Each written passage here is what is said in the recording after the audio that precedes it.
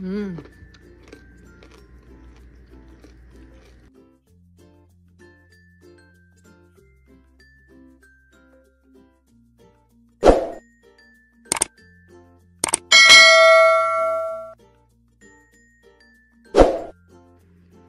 Hello guys! Kumusta na po kayo? Welcome back po ulit sa Lutong Pinoy sa Amerika. And for today's video po, naisipan ko pong magluto ng chicken feet recipe.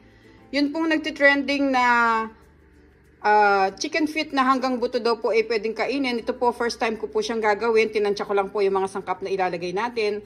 Kasi po masyado lang po kami naki-curious kung ano ba talaga ang lasa niya. Kung talaga bang masarap siya at pwedeng kainin yung buto. Hindi ka na mahihirapang magtanggal. So, ito po yung mga gagamitin natin. Tinansya ko lang po ito. Meron po ako dyang bawang, sibuyas, luya, chicken bouillon, asin, paminta, at saka yung bay leaves. Maglalagay din po tayo ng tubig kasi pakukuluan muna po natin to ng 2 oras sa atin pong pressure cooker. At ito po yung ating mantika na ipangpiprito natin. At ito po yung ating mga chicken feet na nabili ko. 2 pounds po yan. Tapos po yung para po sa breading natin. Meron po tayo dyang all-purpose flour, cornstarch, garlic powder, onion powder, paprika, black ground pepper, tsaka po yung chicken bouillon. At yung atin pong sausawan, ito po yung ating vinegar, patis, yung asin, black ground pepper, tsaka po yung bawang at sibuyas. Pero mamaya na po natin gagawin yung ating sausawan. Okay guys, pakicheck nyo na lang po sa description below lahat po ng mga kailangan nating sangkap. Ililista ko po lahat doon. At sa mga bago po dito sa aming channel, sana po mag-subscribe kayo sa Lutong Pinoy sa Amerika. At huwag nyo pong kalimutan i-check yung other videos namin. Umpisa na po natin ang ating pagluluto nitong ating crispy chicken feet recipe. Okay, start na po tayo. Okay, so ngayon lumabas tayo dito sa likod. Dito na lang natin siya lulutuin kasi medyo maganda naman ang panahon. Ito yung aming backyard. So ito yung ating chicken feet at yung ating crock pot. Ilalagay na natin sila dito sa ating crock pot. Buksan natin.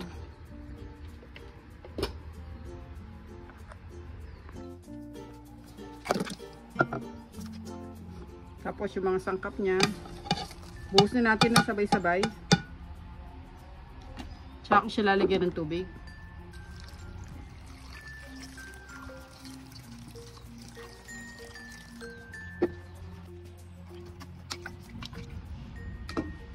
Hindi natin takip.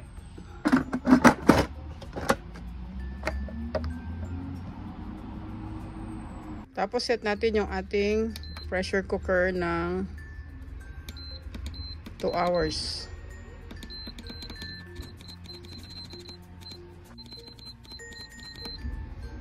Start.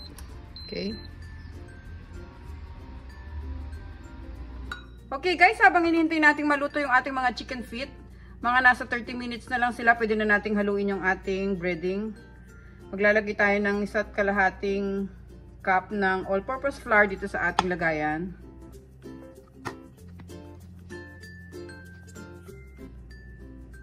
Yan. Tapos maghahalo din tayo ng mga 3/4 ng cornstarch.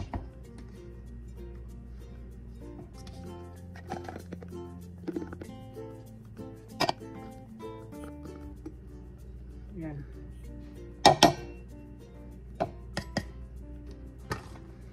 Tapos pwede na nating ihalo itong ating mga seasoning.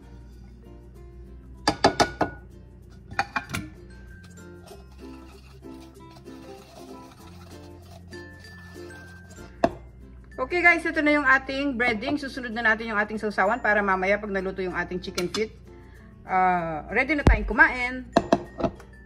Okay, kumuha lang ako ng isang maliit na bowl. Ihalo natin yung ating mga sausawan. Hiniwa ko na yung ating bawang at sibuyas. Lagay natin dito. Tapos lagyan natin kalahating cup ng vinegar. Lagyan natin ng mga 1 teaspoon ng patis. Tapos yung ating black ground pepper.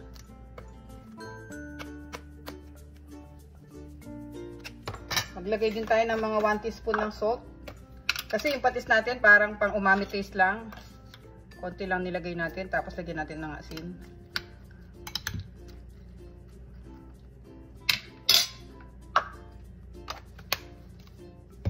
At syempre yung ating sili na pangpaanghang sa ating sausawan. Ito na guys ang ating sausawan. Hintayin na lang natin yung ating mga chicken feet na matapos sa ating pressure cooker. Okay. Okay guys, malapit na silang matapos. Pwede na natin siyang i-off. Pasensya na guys sa ingay. Medyo maingay lang kasi may nagmo-mower sa kabilang bahay. So tanggalin na natin yung steam niya. Hintayin natin siya matapos. Check na natin sila. Ayan na sila. Ayan nyo guys, oh.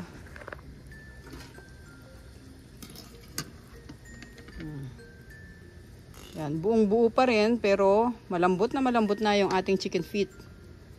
Maglalagay lang ako ng konting yelo para madali silang lumamig. Yan.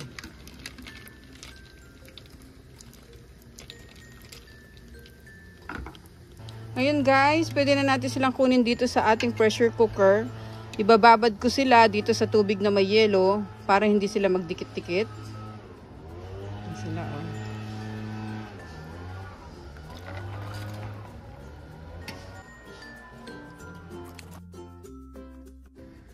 Tanggalin na lang natin mamaya yung mga lumulutang na herbs na nilagay natin kanina.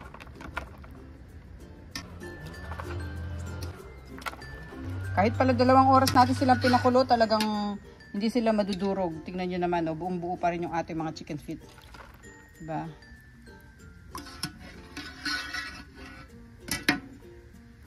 Ayan, hintayin muna natin sila lumamig ng konti. And guys, painit na tayo ng ating mantika.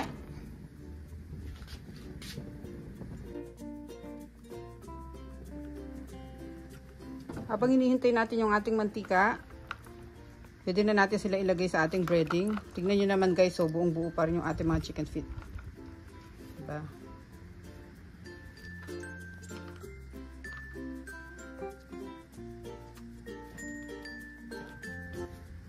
Pero dahan-dahan lang tayo para hindi sila masira.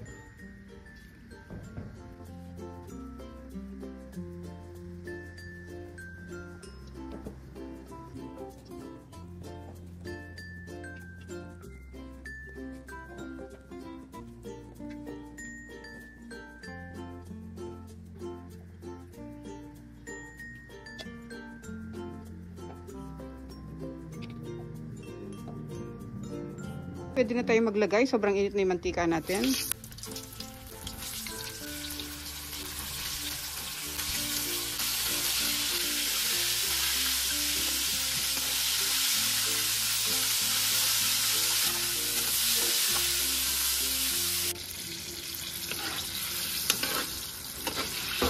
Yan, malapit na silang maluto guys. Siguro mga 1 minute na lang pwede na natin silang tanggalin. Kasi gusto natin maging crispy sila.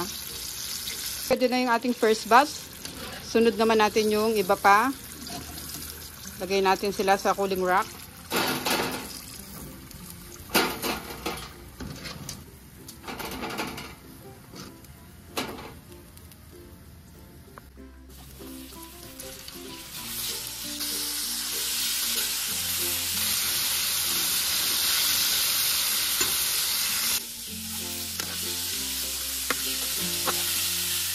Okay guys, luto na rin tong ating pangalawang salang. Off na natin yung stove.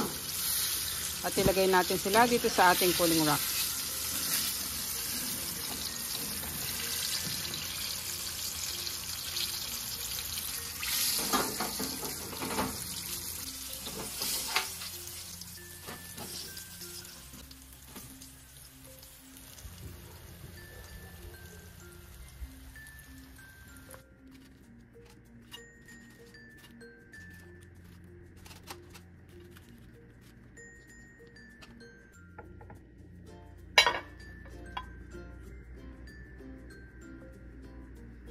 Okay guys, ito na po ang ating chicken feet recipe. First time ko po siyang ginawa at hindi ko pa po alam kung ano po ang kinalabasan niya. Pero mukhang masarap naman po siya. Ito titikman po natin at gusto ko pong ipakita sa inyo. Maraming salamat po ulit sa panonood. Sana po mag-subscribe kayo sa Lutong Pinoy sa Amerika. Lalo na po yung mga bago sa aming channel. At pag-check nyo po yung other videos namin. Ito po, kung tinatamad po kayo magtanggal ng mga buto, pwedeng nyo pong kainin ito kasi hanggang buto po, malambot siya. Pwede po natin siyang maging appetizer or patikman nyo rin po sa pamilya nyo kung curious din po kayo kagaya ko. Try po natin yung isa. Tignan natin. Yan po, oh.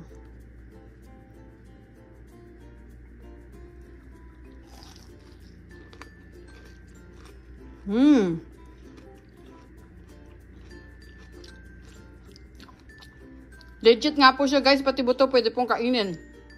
Ito po, isang subuan lang. Sausaw po natin sa dulo.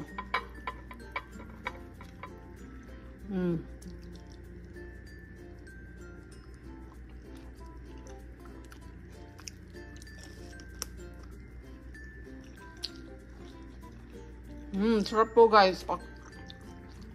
Maraming salamat po yan po tayong lahat. God bless po.